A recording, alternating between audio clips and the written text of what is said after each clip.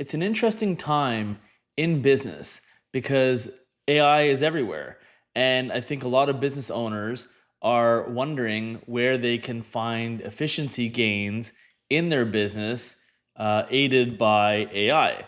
And of course, the kind of first areas that business owners look at in their business is labor costs and consultants in different functional areas. Those functional areas being a lot of back office functions, right?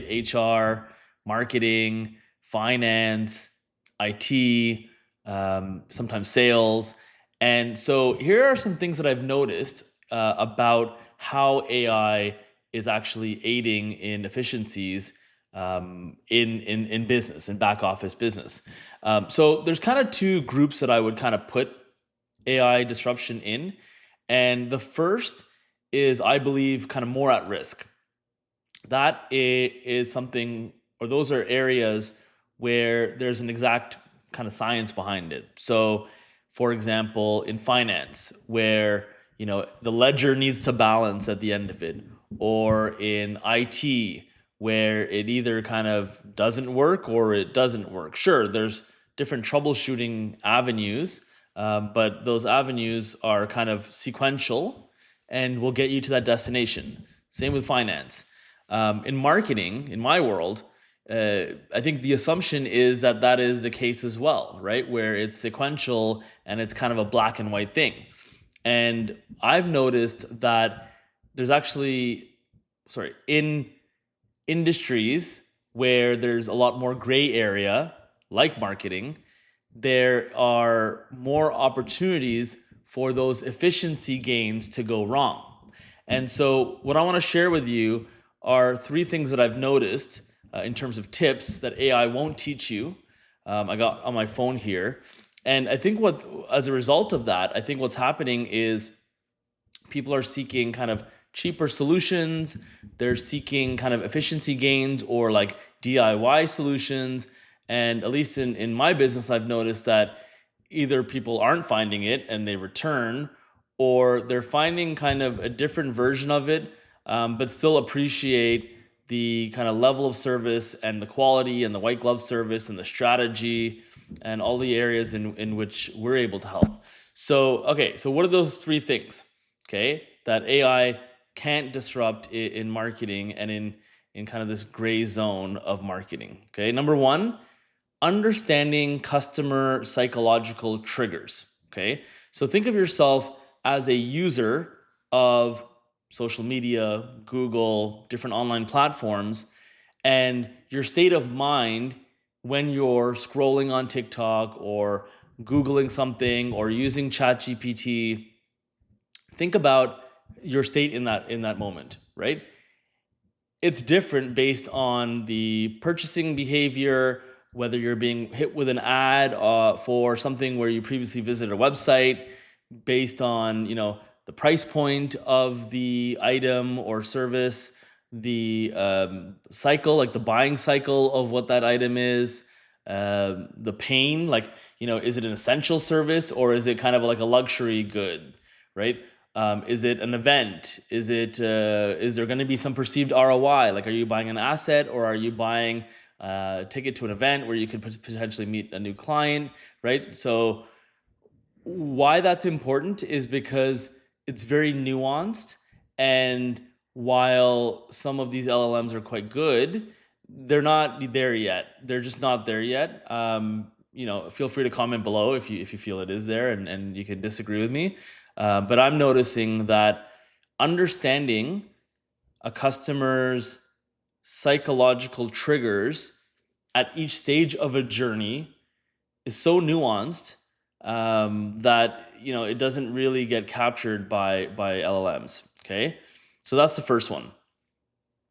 The second is unique targeting options. So, for example, okay, if we're working with, and I'm talking mostly about like cross-sectional targeting, right? Not like the obvious stuff. For example, an obvious stuff would be I'm looking to buy a phone.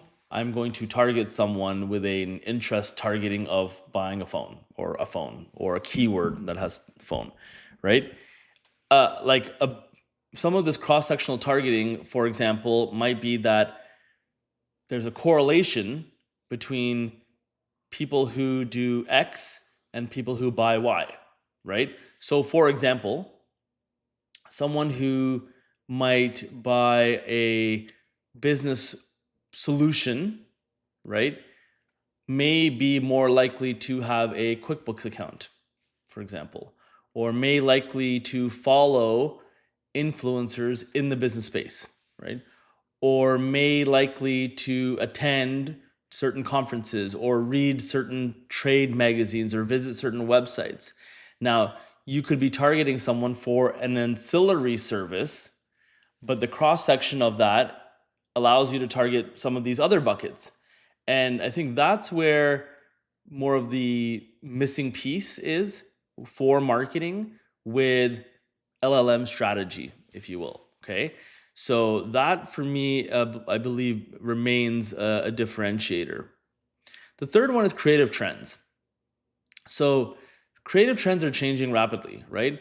One day it's a polished 4K video, the next it's talking on your phone and keeping it very raw and unedited. The next day it's you have like a green screen behind you and there's captions below. Like, so things are always changing, and the vehicle in which to deliver a creative message is quite different based on a business's brand. So unless you're like unless you're really feeding kind of the machine with all of those nuances, you're not going to really hit that trend. So I think, and all of these things working together in cohesion, understanding psychological triggers, true cross targeting and advanced targeting, creative trends. A real marketer will know how to nuance all of those things alongside off the offers, alongside understanding the buying cycle, alongside understanding the decision maker and how they think, alongside a wealth of experience in terms of things like funnel marketing and spin selling and all of this knowledge kind of that's been built up.